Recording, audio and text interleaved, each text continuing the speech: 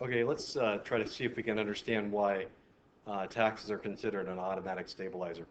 So in previous examples, when we looked at taxes, we didn't consider them as an income tax.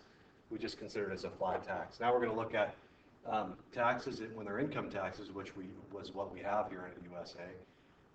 Is if we have a tax, what it does is it taxes our income, which causes the margin of propensity to consume to decrease by the tax rate. So in this example, an increase in the tax rate will cause a rotation in the consumption line, because when you reduce the margin of propensity to consume, then what ends up happening is you have a flatter consumption or aggregate expenditures line.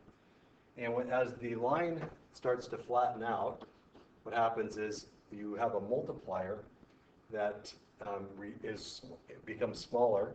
So any change in aggregate expenditure will cause a smaller change in output. Another way to say this is that by having income taxes, what that'll do is it'll cause the shocks of, let's say, a decrease in investment or a reduction in government spending.